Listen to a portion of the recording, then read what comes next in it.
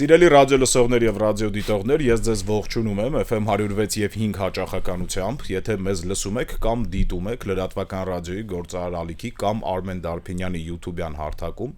բաժանորդագրվեք 3-ին էլ, վստահ եմ չեք փոշմանի, ահագին հետաքրքիր բան կգտնեք։ Սա պրոֆեսոր Հայաստանի Հանրապետության նախկին վարչապետ Արմեն Դարփինյանի հեղինակային հաղորդումն է, դուք Դարփինյանի ժամն եք լսում։ Բարև ձեզ։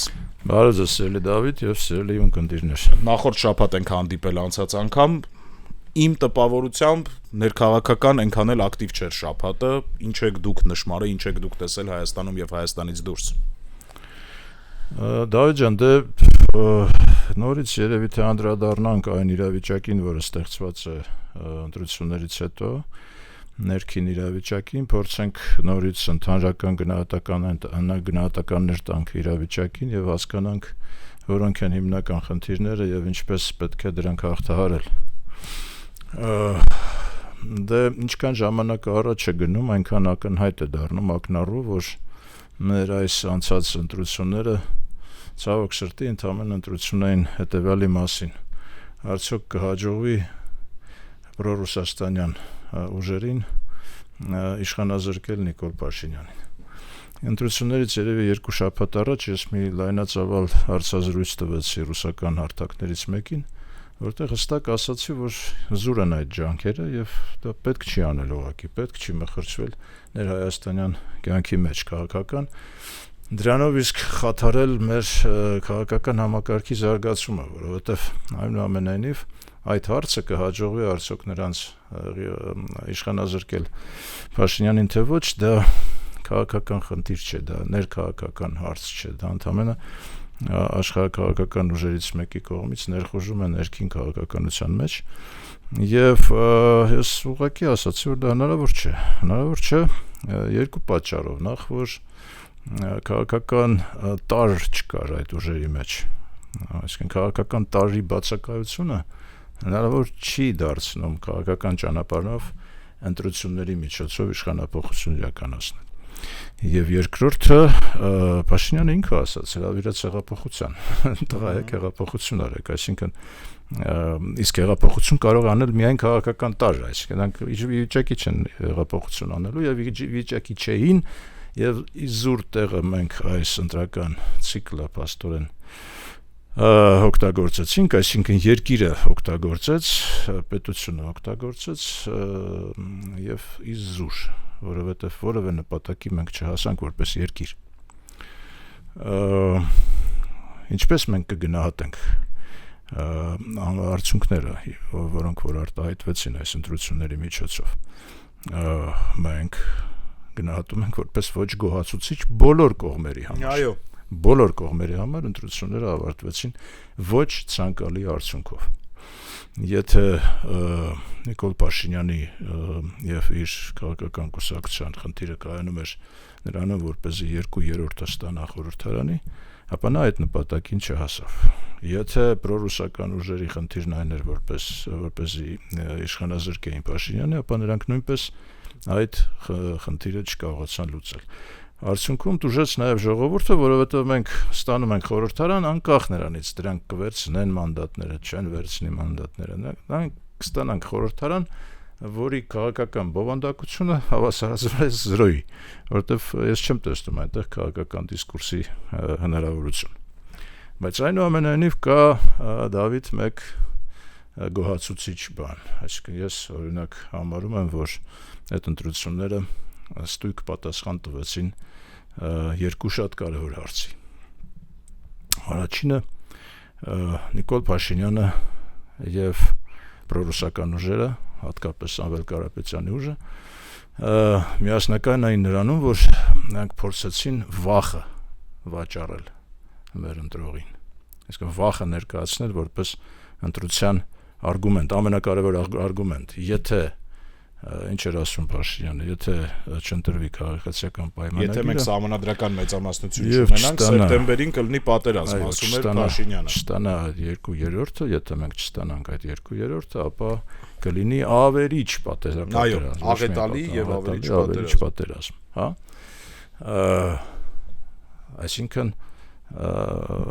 վախն էր ներկայացվում որպես հիմնական արգումենտ։ Ես շատ գոհ եմ, որ ժողովուրդը չվախեցավ պատերազմից, հա, այսինքն այդ նպատակը չէ։ Չվախեցավ, թե չհավատաց, պարոն Դարբինյան, ոնց եք կարծում։ Համարեմ, ես կուզեմ համարեմ, որ չվախեցավ։ Ինչ ասենք, դա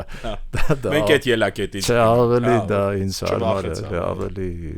ավելի մեզ համար պատվաբեր է, որ մենք չվախեցանք պատերազմից, որտեվ գիտես, մեծ հաշվով Դավիթ, ժողովուրդը, որը վախենում է պատերազմից, իրավունք չունի պետություն ունենալու, հասկանում, ոնց կարելի է վախենալ պատերազմից, եթե կա պատերազմ, պիտի կա պատերազմը 10, պիտի փորձես խուսափես, այո, պիտի գնաս խաղաղության, պիտի փորձես խաղաղ արժանապատիվ ապրել քո տարածքում եւ ընդհանրապես աշխարհում դիրքավորվես որպես արժանապատիվ քո արժեքները ճանաչող, իմացող եւ գիտակցող նաեւ աշխարհին ներկայացնող պետություն, հա։ Բայց եթե կա պատերազմի անհրաժեշտություն կամ վտանգ, դու պիտի պատրաստ լինես պատերազմին եւ այդ քո պատերազմը 10, այսինքն ոնց կարելի է վախենալ պատերազմից վախեցող ժողովուրդը պետություն ունենալու իրավունք չունի, անգամ հնարավորություն չունի։ Ու պրակտիկորեն էլ, հա, չեն ունենում սովորաբար պատերազմից վախեցող ժողովուրդները, անգամ հնարավորություն չունի։ Ուրեմն առաջին գոհացուցիչ հանգամանքը այն է, որ մեր ժողովուրդը պատերազմից չվախեցավ։ Երկրորդ գոհացուցիչ հանգամանքը այն է, որ մեր ժողովուրդը չվախեցավ նաև Սամվել Կարապետյանի կողմից եւ այդ ուժի կողմից ներկայացվող այն անհետ բնդումից, որ ադրբեջանցիները հիմա գալիս են։ Եթե Դարբինյան, ինչի է անհետ, էլի ես օրինակ շատերի հետ շատ եմ լսել այդ թեզը, որ ինքը անհետ է։ Կշարունակեմ, չէ, անհետ է այսօր, որովհետեւ անհետ է վախեցնել է, այդ վախը վաճառելն եմ ասում անհետ է, այսինքն անհետ է ներկայացնել, որ ժողովուրդ վախեցեք, որովհետեւ եթե Փաշինյանը ընտրվի 300,000 ադրբեջանցիներ գալիս են։ Շուն չի կարելի վախենալ ադրբեջանցիներից եւ ժողովուրդը չվախեցավ ադրբեջանցիների գալուց, չտվեց Կարապետյանին համապատասխան քվեներ, չտվեց, որովհետեւ չվախեցավ, այսինքն երկու անգամ ժողովուրդը չվախեցավ եւ այս երկու փաստարկը ինձ համար շատ գոհացուցիչ են, որովհետեւ երկու կողմերն էլ նորից եմ կրկնում, ցավոք սրտի մեր ընտրողին ներկայացնում են, վաճառում են վախը։ Ժողովուրդը չարձագանքեց, չվախեցավ ոչ նրանից, ոչ էլ նրանից, ոչ պատերազմի վտանգից, ոչ էլ ադրբեջանցիների գալու վտանգից։ Մենք կգանք այդ ադրբեջանցիների ադրբեջան եւ այլն այդ իրենց գործողություններին մենք անպայման կգանք այսօր, կխոսենք դրա մասին։ Այսինքն այս երկու փաստարկը շատ գոհացուցիչ են, ժողովուրդը չվախեցավ, բայց երկու ուժերն էլ իմ կարծիքով շատ սխալվեցին, երբ վախը ներկայացրեցին որպես հիմնական արգումենտ ընտրություններում, որտեղ ժողովուրդը ուրիշ բանի կարիք ունի, համերաշխության կարիք ունի, բարի, դրական, կառուցողական, հետևողական, արժանապատիվ, վարքի, դրսևորման կարիք ունի, բայց համախմբման կարիք ունի, առաջնահերթության կարգով, համերաշխության կարիք ունի։ Իսկ այս ընտրությունները բացարձակապես դրա մասին չէին։ Ավելին ասեմ, Դավիթ, որ մեր երկրին սպասվող զարգացումների տեսանկյունից համերաշխությունը, համախմբումը պարտադիր պայման է, որովհետև եթե մենք գնալու ենք, իսկ մենք գնալու ենք ամեն պարագայում սահմանադրության փոփոխությունների, մինչև այդ գնալը մենք պիտի այդ համերաշխության ընդհանուր համազգային կոնսենսուսի գանք ինչ-որ բանի շուրջ, որովհետև չի կարելի գնալ սահմանադրական փոփոխությունների այս առճակատման պայմաններում եւ առավել եւս դա չի կարող անել, դա սխալ կլինի, իշխանությունը կլինի 100% սխալ, եթե գնա առճակատման պայմաններում եւ օրինակ ասենք ուժով կամ ճնշումներով հասնի նրան, որ այդ սահմանադրությունը ընդունվի, որտեղ դա երկար կյանք չի ունենալու ամեն դեպքում։ Մենք ունենք այդ համերաշխության կարիքը, բայց համերաշխության չտարան ոչ իշխանությունը, ոչ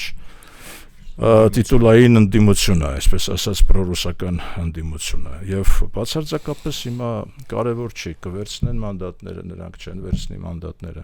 Ինչպիսի որոշում կկայացնի սահմանադրական դատարանը կամ չի կայացնի, արդյոք ինչպիսի կոալիցիա կփորձեն կազմել այս ուժերը, այսպես ասած ընդդիմադիր ուժերը, բացարձակապես կարևոր չի, որովհետև մենք ունենք մի քաղաքական հստակ իրավիճակ, անցել են ընտրություններ, քաղաքական բովանդակություն այնտեղ բացառվել է, կար երկու կողմից վախ սերմանելու մթնոլորտ եւ գործելավոճ, որը մեր ժողովուրդը մերժեց, երկու պարագայում էլ մերժեց։ Հիմա շատ ավելի լուրջ հարցեր են մեր անելիքները կապված թե սահմանադրության հետագա ընթացքի հետ, այդ սահմանադրական փոփոխությունների հետագա ընթացքի հետ եւ այդ արևմտյան Ադրբեջան կոչվող այդ համայնքի կողմից ոտնձգությունների հետ։ Իսկ ոտնձգությունները իսկապես շարունակվում են եւ մենք տեսանք,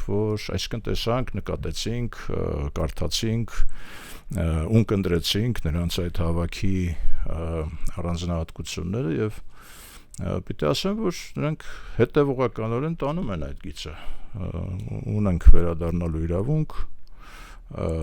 ուրեմն արևմտյան Ադրբեջանը մեր տարածքն է եւ Սովետական միությունը ուղղակի նվերել է Հայաստանին 20,000 կիլոմետր տարածք, քառակուսի կիլոմետր, որովհետև Հայաստանը ուներ 9,000 քառակուսի կիլոմետր, իսկ 20,000-ը վերցրել է մեզանից։ Ես լսեցի Թովֆիկ Զիլֆուգարովի շատ լկտի ելույթը, նրա հարցազրույցը ադրբեջանական կայքերից մեկին, որտեղ նա ուղղակիորեն ասում էր, իսկ դա վերջին մարտը չէ ադրբեջանական քաղաքականության մեջ, նա ոչ միայն նախկին արտգործնախարար է, նաև գաղափարական կենտրոններից մեկի ներկայացուցիչն է եւ գաղափարական լիդերներից մեկն է այսօրվա Ադրբեջանի։ Նա ասաց, որ Ադրբեջանը ունի երկու ստրատեգիական խնդիր եւ այդ երկու խնդիրները պետք է հետեւականորեն իրագործվեն։ Մեկը դա Զանգեզուրի միջանցքն է, որով մենք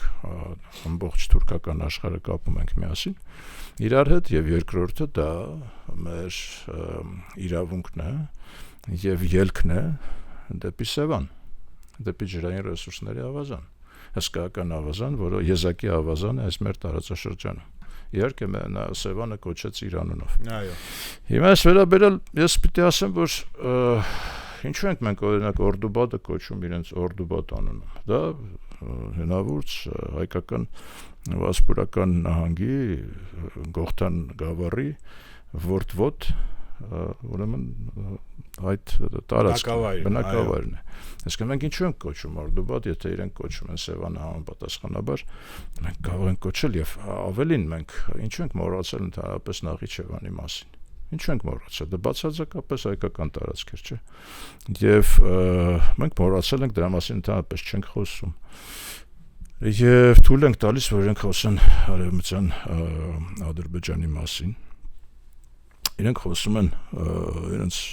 կրթության նախարարը խոսեց այն մասին, որ այդ իրավունքը պետք է ամրագրել համապատասխան դասագրքերում մենք պետք է այդ պատմությունը ուսումնասիրենք արևմտյան Ադրբեջանի։ Իրենց նախագահը խոսում է այն մասին, որ իրենք երբեք չեն մոռանա ուրեմն եւ իրենց տարածքները եւ հայերի կողմից իրագործված ոչրագործությունները։ Այս ամեն ինչին պատասխան է պետք տալ։ Ես չեմ տեսնում, որ մենք պատասխան ենք տալիս եւ օրինակ այնտեղ խոսեց, ասենք, խորհրդարանի նախագահի տեղակալը, իսկ կարծում եմ, որ մեր խորհրդարանի նախագահի տեղակալը առնվազն պիտի պատասխանի եւ մեր լավագույն պատասխանը Դավիթ կլինի այն, որ մենք այնուամենայնիվ վերադառնանք շեշտադրումներին։ Ադրբեջանը իրագործել է գենոցիդալ գործողություն հենց վերջին ժամանակահատվածում հայ ժողովրդի նկատմամբ։ Եվ մի կողմ դնենք, ասենք, պատերազմական հանցագործությունները եւ ոչրագործությունները, որ իրենք կարող են հղում կատարել պատերազմական վիճակի վրա եւ կարող են ինչ-որ հայելային բաներ ներկայացնել մեզ, խնդիրներ ներկայացնել մեզ, բայց տես մենք նորից մոռացության ենք տվել գրեթե 1 տարվա ընթացքում Լեռնային Ղարաբաղի հայ բնակչությունը գտնվում էր տոտալ շրջափակման մեջ, նրանք սովի էին մատնված, հա։ Ես պիտի հիշեցնեմ, որ ՄԱԿ-ի գլխավոր ասամբլեան 1948 թվականին ընդունեց գենոցիդի կանխարգելման մասին համապատասխան որոշումը, որի մաս են կազմում այսօր եւ Հայաստանը եւ Ադրբեջանը, այսինքն անդամ երկրներ են գենոցիդի կանխարգելման։ Պետությունները պարտավորություն են ստանձնել կանխարգելել գենոցիդը եւ որպես գենոցիդալ գործողություն այդ կոնվենցիայի 2-րդ հոդվածում գրված է հետեւյալը. որպես գենոցիդալ գործողություն է համարվում այնպիսի գործողությունը, որը կանխամտածված կերպով համապատասխան ազգային համայնքին զրկում է կյանքի կամ բերում է կյանքի համար անհամատեղելի ինչ-որ պայմանների ստեղծման։ Այսինքն այդ շրջափակումը, որը տեղի ունեցավ այսպես կոչված էկոլոգների կողմից, դա բերեց ուղղակի կյանքի հետ անհամատեղելի իրավիճակի։ Մարդիկ սովի էին մատնված ամիսներ շարունակ, գրեթե 1 տարի շարունակ նրանք սովի էին մատնված, իսկ Ադրբեջանի պետությունը դրան ոչ միայն չէր, դա ոչ միայն նա ուներ կանխարգելելու պարտավորություն, բայց նա նաև նպաստում էր, ոչ միայն չէր կանխարգելում։ Սա գենոցիդալ գործողություն է, սա ես կարծում եմ, որ միակ արժանի պատասխանը այս բոլոր խոսակցություններին Արևմտյան Ադրբեջանի եւ նրանց վերադարձի իրավունքի, եթե մենք խոսում ենք, որ մենք իրավունքի մասին դադարել ենք, այսպես ասած, որևէ ակնարկ անելուց, մենք պիտի խոսենք գենոցիդալ գործողությունների մասին, որպեսզի կանխարգելենք։ Այլ տարբերակ ես չեմ տեսնում, որովհետև հետևողականորեն տանում են նրանք այդ գաղափարը։ Բնական է, որ ես չեմ պատկերացնում, թե ինչպես են նրանք իրագործելու այդ իրենց գործողությունը, ասենք Հայաստան գալ այդքան հեշտ չի իրենց համար լինելու։ Հայելաբար իրենք հայտարարում են, որ հայերը ազատ են, կարող են գալ, դառնալ Ադրբեջանի քաղաքացի եւ այլն, բայց մենք հայելաբար չենք հայտարարում, որ նրանք կարող են գալ եւ դառնալ օրինակ քրիստոնյա, կնքվեն հայ եկեղեցում, ստանան հայ անձնագիր, ծառայեն հայոց բանակում եւ այլն, մեզ դա պետք չի։ Եվ երևի թե խաղաղության այս գործընթացում մենք պիտի երկուստեք պարտավորություն վերցնենք ուղղակի նման կոնցեպտներից հրաժարվելու մասին։ Այդ պարտավորությունը վերցված չէ եւ ուրեմն վտանգը կա, այսինքն պատերազմական վտանգը միշտ կա, կախված է։ Եթե այդպիսի ոտնձգություն են իրագործվում, ասենք նույն Սևանի նկատմամբ իրենց։ Հիմա Սահմանադրության մասին ես կրկնում եմ, որ մինչև մենք չենք հասել համազգային կոնսենսուսի, թե ինչպիսի հատկապես փոփոխություններ պիտի արվեն Սահմանադրության մեջ, հաշվի առնելով նաև հնարավոր պատերազմի վտանգը վնասազերծելու հանգամանքը, մենք չենք կարող գնալ այդ հանրաքվեի, որտեղ ռիսկի տակ կդնենք եւ հանրաքվեն եւ հետագա ընթացքը երկրի։ Իմ այստեղ առաջարկությունը կայանում է նրանում, որ այսինքն կոնսենսուս կարելի է գալ հետևյալի շուրջ։ Մենք ընդունել ենք անկախության հռչակագիրը 1990 թվականի օգոստոսի 23-ին։ Դա պետական տոն է մեզ համար, դա կարևորագույն օր է մեզ համար։ Ցավում եմ, որ պետական տոների ցուցակում այդ օրը նշված չէ։ Այսինքն մենք գիտենք, որ դա այդ օրն է ընդունվել անկախության հռչակագիրը, բայց մենք դա պետական տոնի մակարդակով չենք նշում։ Մենք պիտի դա բարձրացնենք պետական տոնի եւ այդ հռչակագիրը, որևէ մեկը չի կարող չեղարկել, դա հնարավոր չէ չեղարկել։ Դա չեղարկող փաստաթուղթ չէ, դա պատմական փաստ է եւ մեր պետության գոյության այսօրվա առհավատչան է դա։ Հիմքն է։ Այո։ Բայց ելնելով բարի կամքի դրսևորումից եւ պատերազմական վտանգը վնասազերծելու անհրաժեշտությունից մենք կարող ենք գնալ նրան, որ այո, Սահմանադրությունից կարող ենք դա հանել, դրա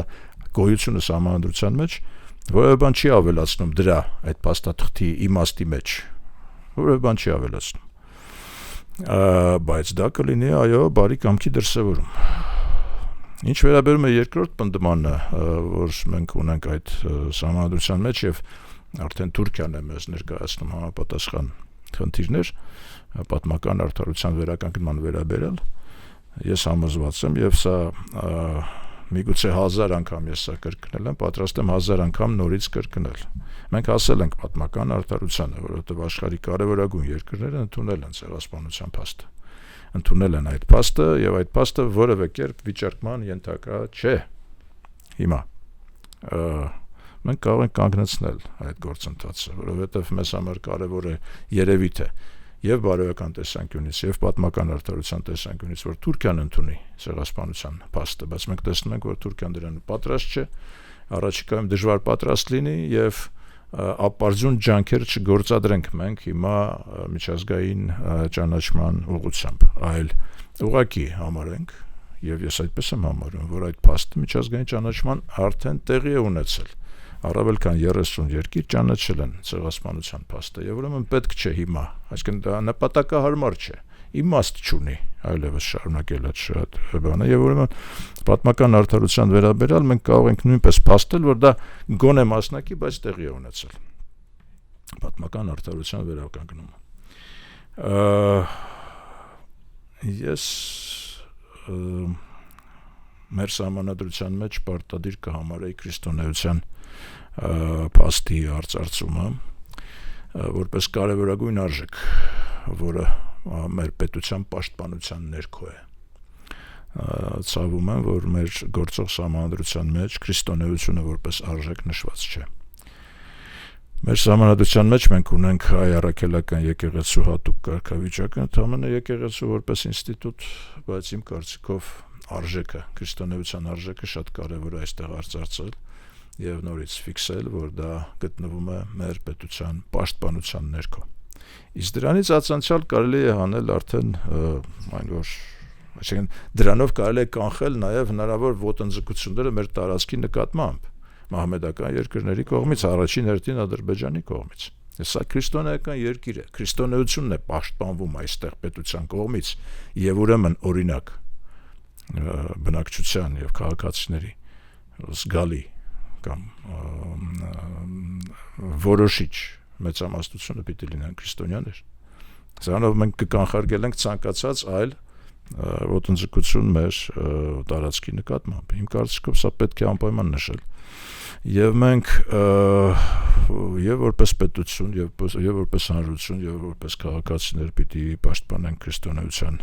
կարևորագույն ձեռքբերումը, քրիստոնեական մոտեցումը, լինենք դրանով եւ աշխարհին եւ եվրոպական արժեքներին ավելի մոտ։ Դրանով մենք ավելի մեծ հարգանք կվայելենք նույն եվրոպացիների կողմից, նույն տարածաշրջանում։ Մենք մեր դերը կֆիքսենք շատ ավելի ստույգ կերպով։ Իմ կարծիքով դա պետք է անել, այսինքն ես թվարկում եմ կոնսենսուսային այն կետերը, որով տվյալ դեպքում իշխանությունը պիտի դուրս գա ժողովրդի հետ բանախոսության, պիտի բանակցի, եւ խոսքը գնում է այո լայն հասարակական կոնսենսուս ստանալու մասին, որովհետեւ դեմոկրատիան կոնսենսուսի մասին է, Դավիթ, դեմոկրատիան առճակատման մասին չէ։ Դեմոկրատիան այն մասին է, որ կա մեծամասնությունը քաղաքական, կա փոքրամասնությունը, բայց կա նաև ընդհանուր շահը։ Այդ ընդհանուր շահի շուրջ պիտի կարողանանք պայմանավորվել։ Այդ դեպքում եւ այդ պարագայում կարող ենք ֆիքսել, որ մենք ունենք դեմոկրատական համակարգ։ Այլապես մենք բազմաթիվ անգամներ ֆիքսել ենք, որ չունենք այդ համակարգը, բայց մենք գոնե աշխարհին ներկայանում ենք որպես դեմոկրատական երկիր, հասկանում ես, դեմոկրատիան դա համաձայնության մասին է։ Կան հիմնական դրույթներ, որոնց շուրջ պետք է համաձայնվել իմ կարծիքով եւ անկախության հռչակագրի մասով եւ դրա հետագա սահմանադրությունում չներառելու վերաբերյալ եւ պատմական արդարության վերականգնման վերաբերյալ մեր մոտեցումը եւ քրիստոնեությունը որպես հիմնական արժեք, որը գտնվում է պետության պաշտպանության ներքո։ Սա 3 առանցքային կետեր են, որոնց շուրջ մենք պիտի ունենանք հասարակական կոնսենսուս,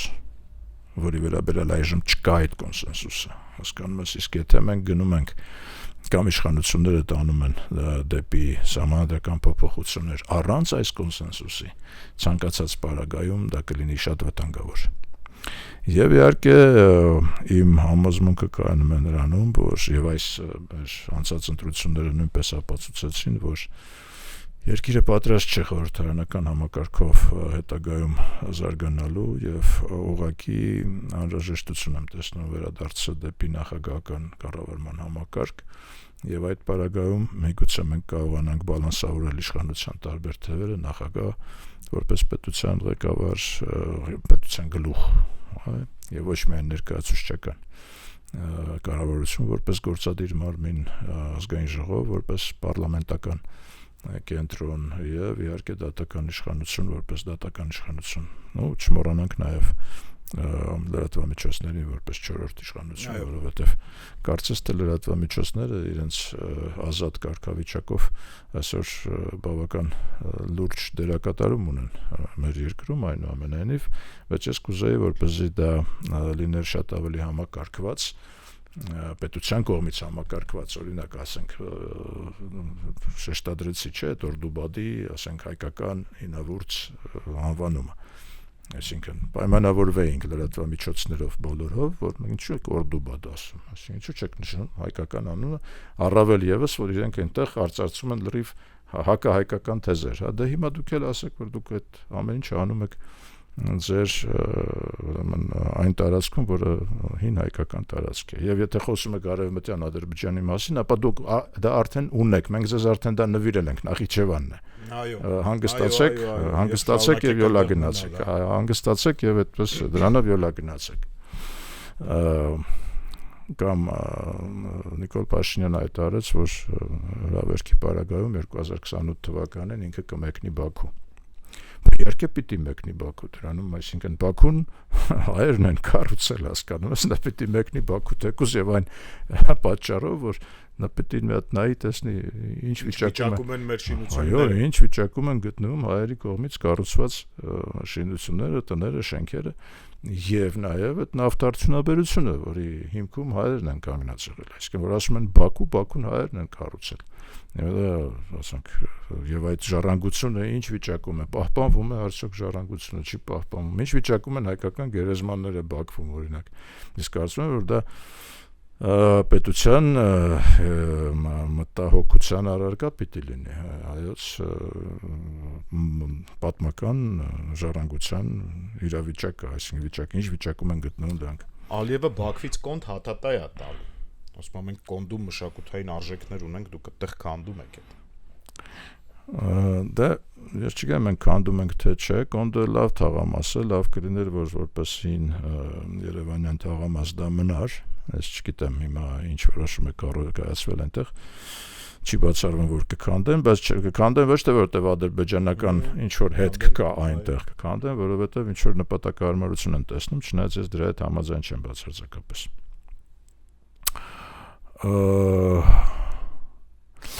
Աշխարհում տեղի ունեցող իրադարձությունների մասին մի երկու բառ ասենք, մենք տեսնում ենք, որ Ամերիկա-Իրանյան համաձայնությունը շատ երերուն է, շատ ոչ հստակ, դա մասամբ կամ մեծապես նաև պայմանավորված է նախագահ Թրամփի ոչ ստաբիլ տրամադրությամբ եւ ցանկություններով նրանք հանդիպեցին պատվիրակությունները 3, բայց վերջնական համաձայնության չեն եկել, բայց ես ուզում եմ հիմա մի շատ կարևոր բանի մասին ասել այդ համաձայնությունների տեսանկյունից։ Այդպես խոսվում է 300 միլիարդ ամերիկյան ինվեստիցիաների մասին, հսկայական խնդիր է։ Մենք նախորդ ուրբաթ հանդիպեցինք մի քննարկման շրջանակում Գարեգին Ներչուկազյան, իմ լավ բարեկամը, շատ կարևոր խնդիր բարձրացրեց։ Այդ 300 միլիարդ ամերիկյան դոլար դեպի Պարսկաստան ուղղվող ներդրումների մեջ մենք որպես Հայաստան, մենք որպես հայեր որևէ առնչություն, որևէ կապ, որևէ մասնակցություն ունենալու ենք, թե ոչ։ Այս հարցի պատասխանը չունի մեր իշխանությունները, մենք չունենք։ Ես համոզված եմ, որ մենք պարտավոր ենք ունենալ այդտեղ մեր մասնակցությունը, եւ ես նորից օրինակ եմ բերում, նորից հիշում եմ, դրա մասին բազմաթիվ անգամներ հիշատակել եմ, երբ Ռուսաստանը Իրանում նախաձեռնեց ատոմակայանի կառուցումը, Բուշերի ատոմակայանի կառուցումը, ես համարում եմ, որ Հայաստանը որպես տարածաշրջանում միակ ատոմակայան ունեցող եւ ռուսական ստանդարտներով կառուցված ատոմակայան ունեցող պետություն պիտի մասնակցություն ունենար եւ շինարարության եւ էքսպլուատացիոն բոլոր խնդիրների շահագործման եւ դրա տեխնիկական սպասարկման վրա որևէ ազդեցություն մենք չունենք։ Դες Ռուսաստանը մեզ չներգրավեց Իրանում այդ ատոմակայանի կառուցման եւ շահագործման աշխատանքների մեջ։ Բայց էվակուացիան Հայաստանով եղավ ռուս աշխատակիցների, ասեմ ձեզ։ Դա էլ մեր բարի կամքը եւ քրիստոնեական քրիստոնեական մոտեցումը։ Տես մենք մեր բոլոր դրսևորումներում որպես քրիստոնյա ենք ներկայանում եւ վարվում, եւ մեր վարվելակերպը միջազգային հարաբերություններում քրիստոնեական է, բացարձակ քրիստոնեական է, Դավիթ։ Հա, բայց չգիտես ինչու մենք դա չենք ամրագրել եւ մենք դա չենք դարձրել մեր արտաքին քաղաքականության հիմնաքարերից մեկը։ Եվ հիմա նույն իրավիճակն է արդեն այս ամերիկյան ինվեստիցիաներին։ Մենք պարտավոր ենք մասնակցություն ունենալ այդ ամերիկյան ինվեստիցիաների եւ ընթացքի եւ տեխնիկական օգնությունից սկսած մինչեւ եթե խոսքը շինարարական աշխատանքներ, կառավարման աշխատանքներ, process-ների իհարկե բոլոր եւ եթե տես այստեղ ասենք տարբեր գնահատականներ կան, չգիտեմ, Աստված տա որ դա հաջողվի, այսինքն այդ համաձայնությունը տեղի ունենա եւ այդ ներդրումները գան Իրան, դա նշանակում է որ Միացյալ Նահանգները 300 միլիարդ դա հսկայական գումար է, էլի, դա այսինքն պատահական բան չէ, դա Գարեգինը ասաց եւ ես համաձայն եմ նրա հետ, դա Մարշալի պլանն է Պարսկաստանի համար, հսկայական իրավիճակ փոխելու, իրավիճակ փոխող բայց Պարսկաստանը չի պարտվել, հետաքրքիրն է դա։ Դավիթ, մեծ հաշվով, եթե արդյունքում քո երկիր գալիս է 300 միլիարդ գումար, ուրեմն այո, չես պարտվել, էլի։ Ռեժիմներ չի քանդվել, չէ՞, այսինքն պատերազմի ռեժիմի ոչնչացումն է, ռեժիմը կա, 300 միլիարդը կա։ Ռեժիմի վերաբերյալ ես դեռևս այդպես վստահ չէի ասի, որովհետև գումարների հետ նաև որոշակի մշակույթ է գալու, որոշակի ուրեմն մարդիկ են գալու եւ տրամադրություններ են գալու։ Այսինքն ռեժիմի վերաբերյալ ես այդքան վստահ չէի լինի։ Ամեն դեպքում, անգամ եթե այս ռեժիմի պարագայում այդ գումարները ներհոսեն դեպի Պարսկաստան, սա արդեն լրջագույն փոփոխություն է տարածաշրջանային ընդհանրապես ամբողջ կլիմայի։ Եվ մենք այստեղ պարտավոր ենք մաս կազմել եւ Միացյալ Նահանգների հետ միասին բանակցել, թե որտեղ է մեր տեղը այդ 300 միլիարդի